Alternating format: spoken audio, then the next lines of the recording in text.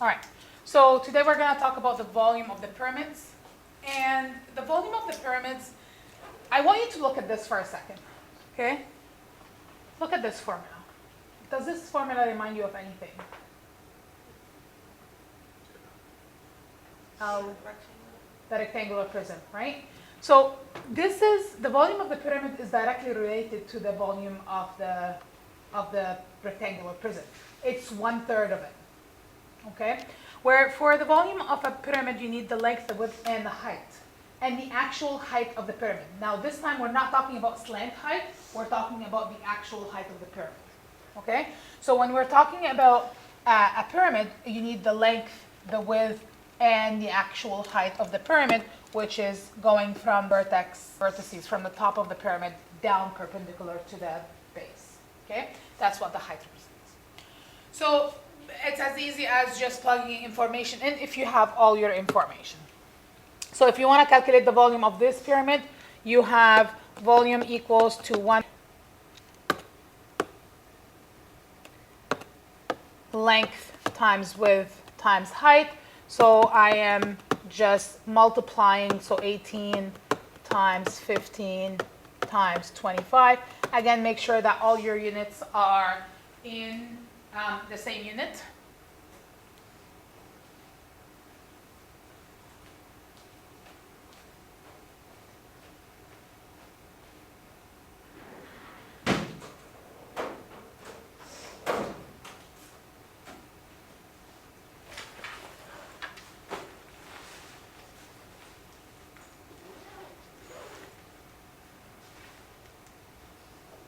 And that would be 2,250, and your unit is centimeter cubed. Did you get that? How do we do that? You can do 1/3. So you can do 1 divided by 3 times 18 times 15 times 25. Okay, yeah. Okay?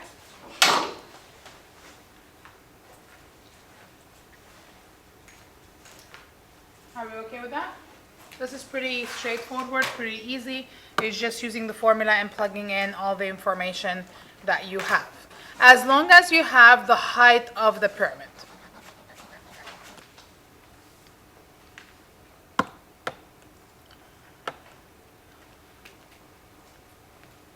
So this is another question here. So it's asking me to calculate the volume of this pyramid. What do I have? I have the length, I have the width, do I have the height? No. What do I have? The slant height, okay? So I need to find the height because the formula says 1/3 length times width times height. So this is where I'm gonna have to look at my right angle triangle, right? If this is 22, what would be that bottom? What's the length of that bottom side?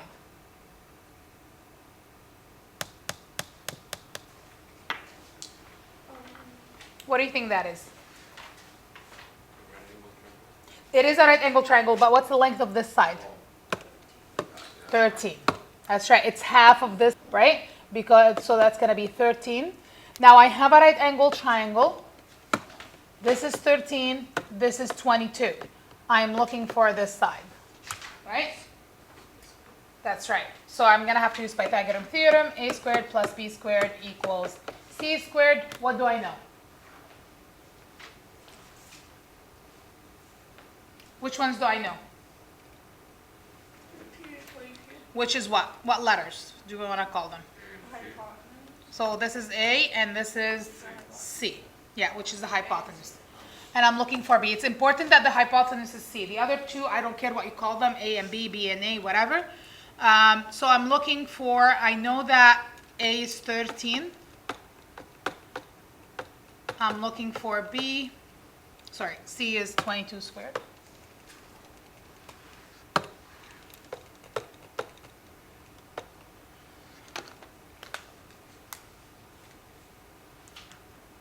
So 169 plus b squared equals to 484. And to find the, you just have to bring the 169 over, and then that's a subtraction. And then my last step is to square root.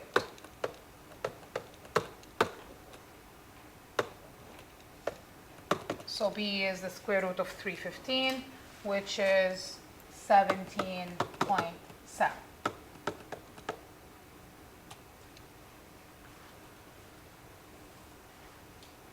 Now, after I found my height, or the height of the pyramid, all what I have to do is I have to plug it into the formula and I'll be done. So volume equals to 1/3, length is 26, width is 18, and the height is 17.7. And then you can just enter it in the calculator.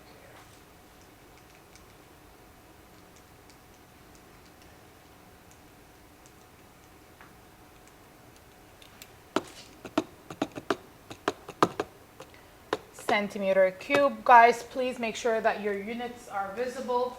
And I mean, if you have a word problem, I want a therefore statement. So I'll be looking for these when you are doing your questions. Are we good with that? Are we okay with that? So what's the difference between the surface area and between the volume of a pyramid? What did we have to have for the surface area of a pyramid?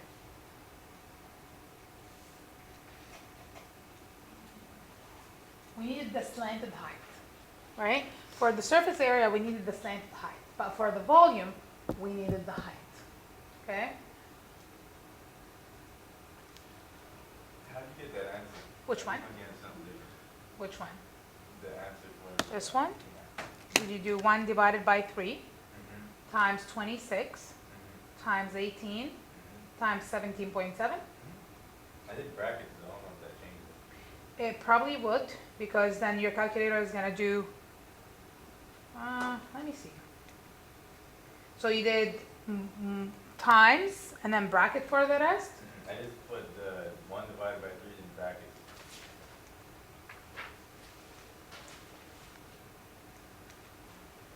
I might have to look for what you're doing on the calculator.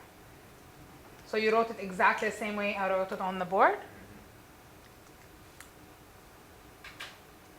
Should not make a difference. I got the same answer. Well, if I put the times in, like if I actually put times in, I get the right answer. But if I just put brackets, that's it. Like this is what you entered? Yeah. Oh, no. I put 1 divided by 3. Okay. I put that and then I put brackets. Okay, that's why, because now you're forcing the calculator to do 3 times the brackets, then doing 1 divided by that whole answer. That's why.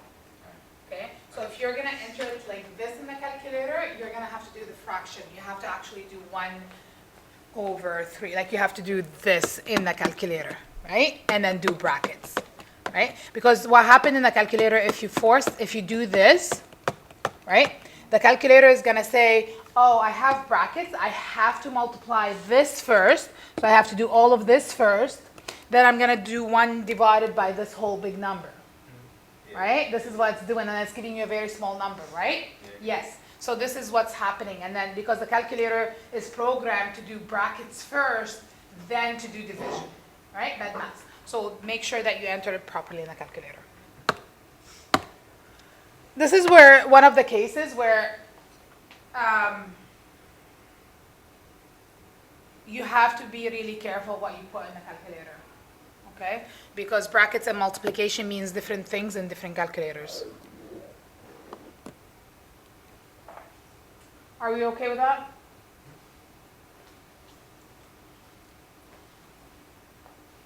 We're good? All right. Now moving on to the cone. So the volume of a cone is, if you look at this, right, again, pi r squared h. So if you look at your formula sheet, what shape has a volume of pi r squared h? A cylinder? You see the cylinder at the top has a volume of pi r squared h? right? So the volume of the cone is related to that, and it's 1/3 of that. Okay? So again, you need the radius and you need the height. So a paper cup in the shape of a cone has a radius of 3.2 and a height of 6 centimeter. How much water can the cup hold? Easy, plug it in. There's not much to do here. This is just knowing what shape you have and then plug it in properly into the calculator.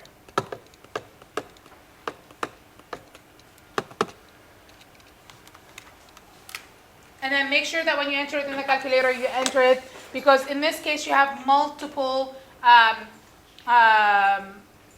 operations, and then if you don't put it properly in the calculator is gonna think that you want to do division first and multiplication and brackets and whatever, right? So you have to enter it properly in the calculator.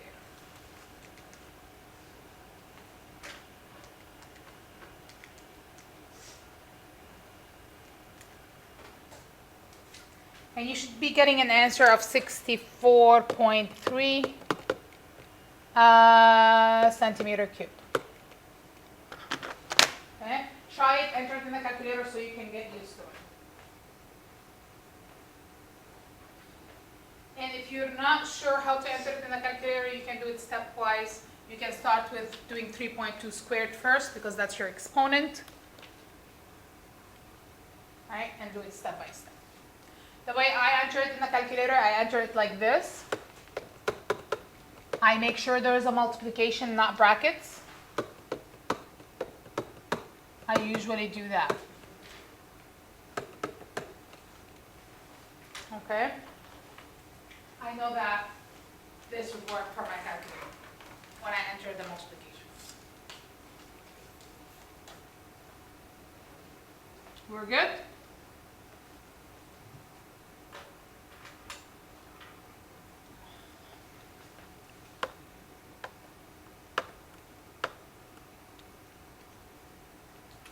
What would you do for this shape to find the volume?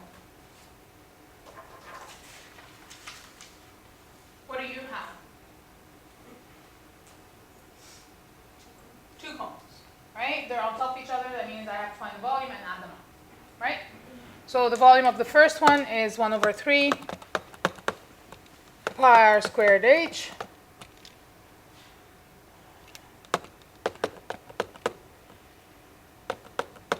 The radius is 6, it's already given to me, and times 18.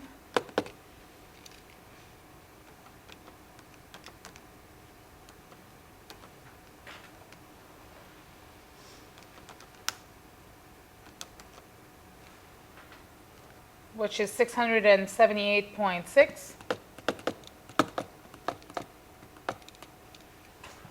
And then the volume of the second one, I have the same radius.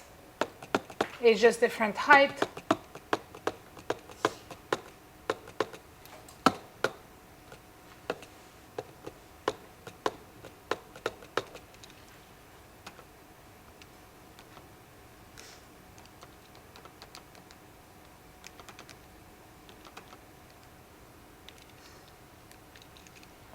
And that should give you 904.8 centimeter cube. And to find your total volume, you just have to add both volume